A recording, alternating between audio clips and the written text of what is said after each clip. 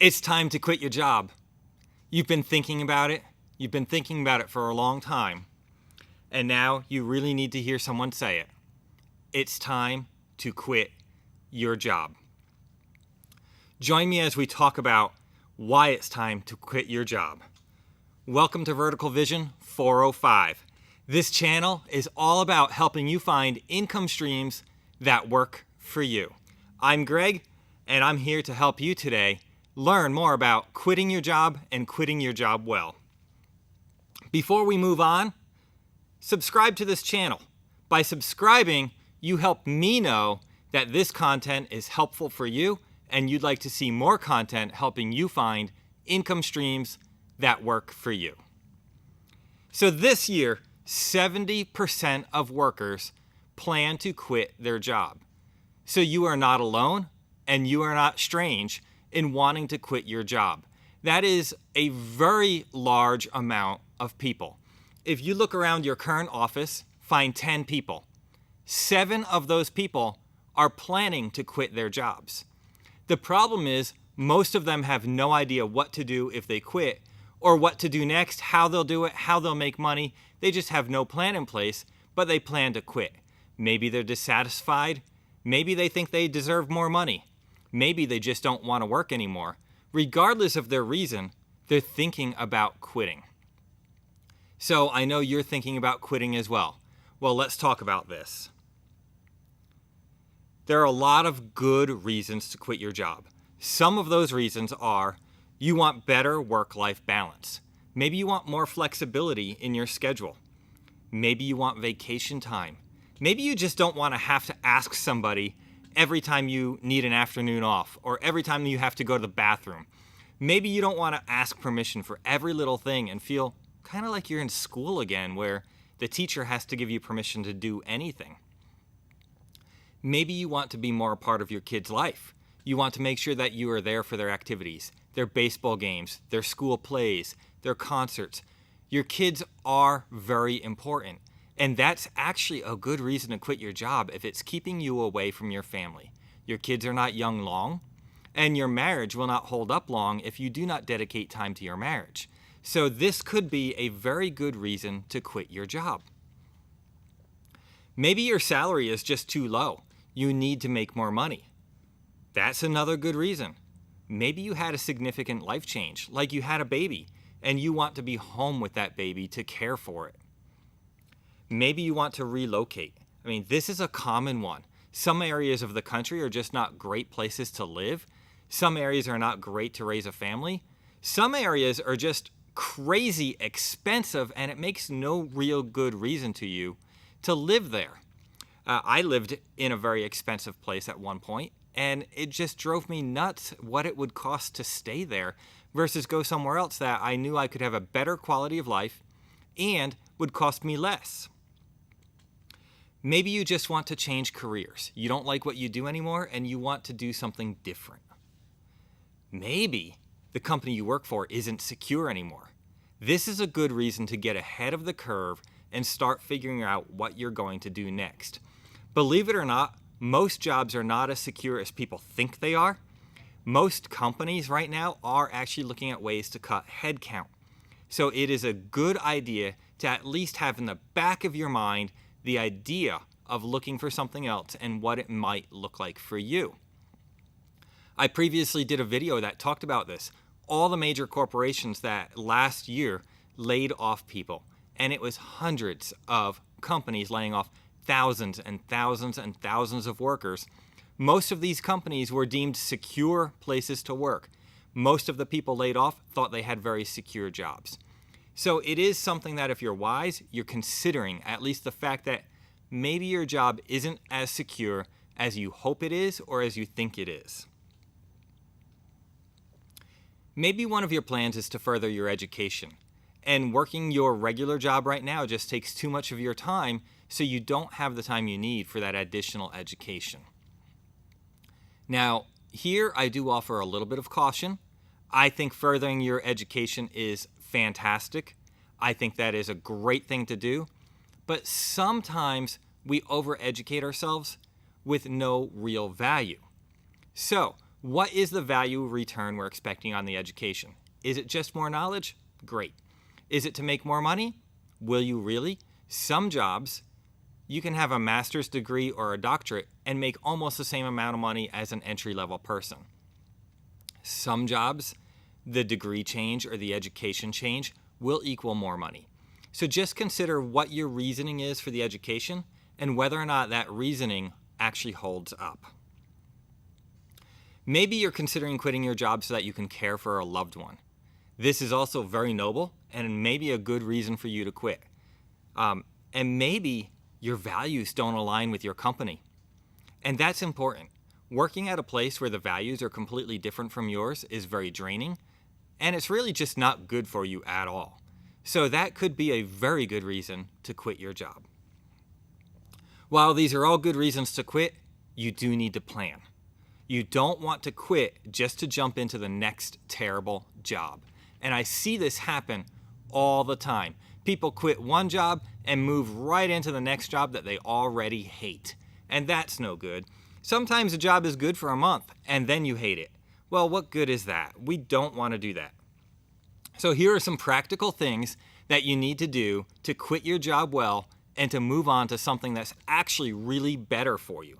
First, I suggest you make a list of what you like in your current job. Now, I know some of you are already saying, I hate my job and there's nothing good here. Well, that's not 100% true. You may hate your job and you may find very little of value there, but you find very little of value, which means there is something of value there. Something small maybe, but write it down. Make a list of those things that you do like. If the job weren't miserable, what are the pieces of it that are great? Write that list. Next, make a list of what you wish you had in your dream job or in your next job. What are those things? What does that look like to you? Is it more time off? Is it more flexibility? Is it more money? Why is it more money? Write down the things that you wish your next job had. Maybe it's better camaraderie. Maybe it's better support. Maybe it's more autonomy in what you do. Whatever that is, make the list of what you wish you had in your dream job. Now, let's consider benefits. Most people misunderstand the value and the non-value, yeah, I said it, non-value of benefits. Sometimes benefits really aren't worth what we trump them up to be. Maybe trump's not a good word to use anymore. What we make them out to be.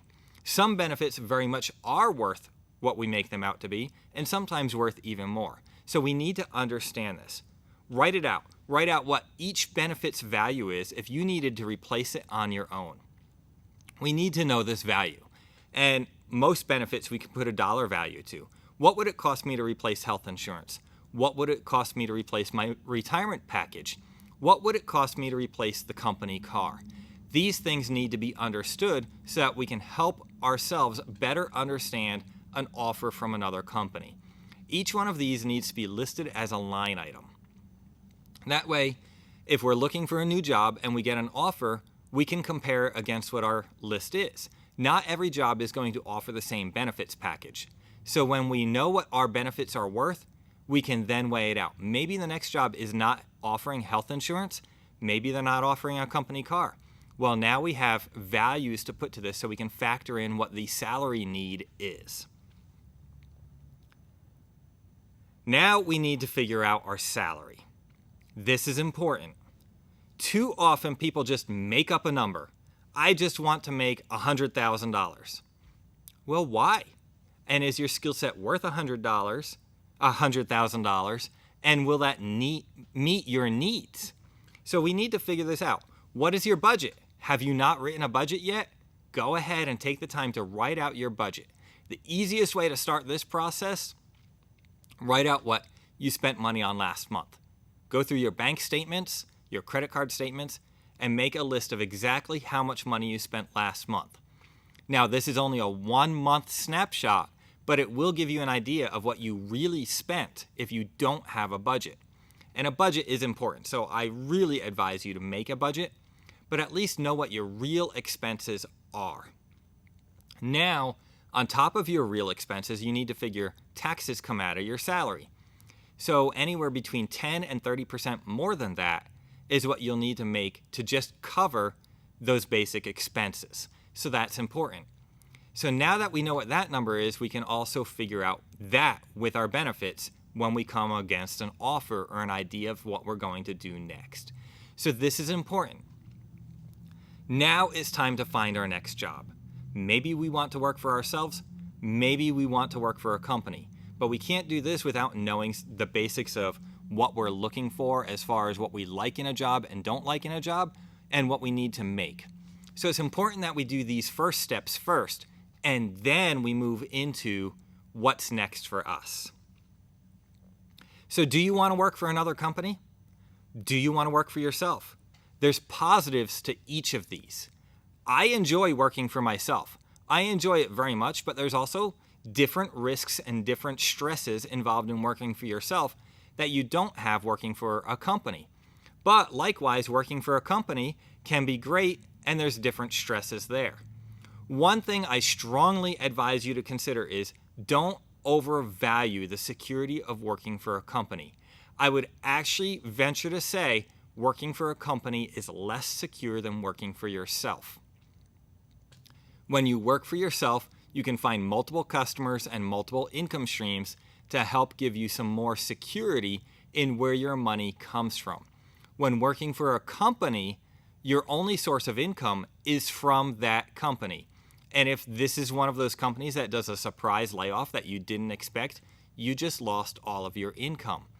So even if you are deciding to go work for for a company, I strongly advise you to add a side hustle or another income stream to give yourself a little bit more flexibility and security moving forward.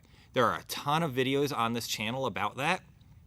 So I strongly advise you to look through some of those videos to figure out what side incomes you can add to your current income stream and the security that you can build with another income stream. All right, now,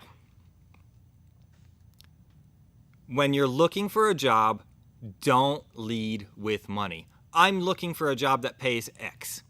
Well, when I see resumes and applicants like that, I actually throw them away. Because to me, that just says it's a person who doesn't bring me any value, who doesn't bring me skills, and I don't even know what job to put them in because all they said is money that they're looking for. It doesn't offer me anything to judge this potential hire on, doesn't give me any reason to even offer them an interview.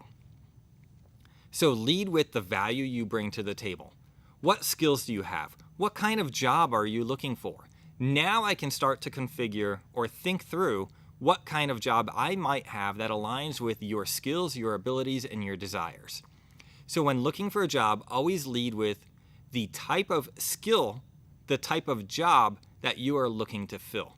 Don't even mention money at first. It doesn't need to be mentioned because you're going to build so much value during the interview process that they should offer you far more than you need anyway. All right, now you've gone through an interview process and you've gotten an offer. Consider each offer versus your wish list of things that you wish your company had. Weigh it against things that you really liked in your current job, and also weigh it against your salary needs. We built the budget and we built what our benefits package costs.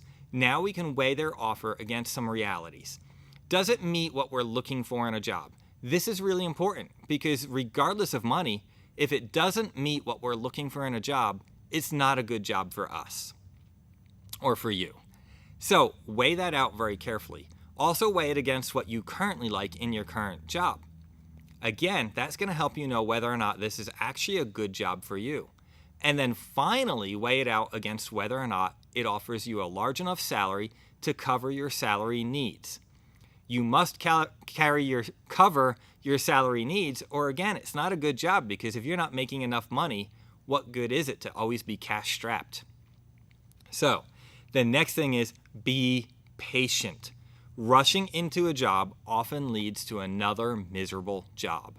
So don't just rush into a job because somebody offered you one. Make sure you weigh it out well. Make sure you consider all of what you're looking for in a job and your salary needs. Be slow, because being slow will lead you into the job that you enjoy and that you are happy to go to every day. Now, do you want to work for yourself Well, how will you find customers? You need to think about this. It's great working for myself. I enjoy it and I strongly advise it. But you need to consider some things. How will you find customers? Maybe you'll find customers on a gig platform like Fiverr or something like that. Maybe you're going to go to networking meetings and find customers. Maybe there's other ways that you're going to find your customers, but you need to think about this. Where do you find your customers? Because without customers, you will have no income working for yourself. So where do you find them? Now, how much do you need to make or sell or do? Now, I strongly advise you to consider the fact that not every hour of your day is a paid hour. When you work for yourself, there are administrative tasks that you need to do, bookkeeping tasks, things like that are non-paid hours. So you are not going to fill 40 hours a week with paid work because you still need some hours every week to do all the functions of running your new business. I'd say consider the fact that you're only going to work for paid money half of the time.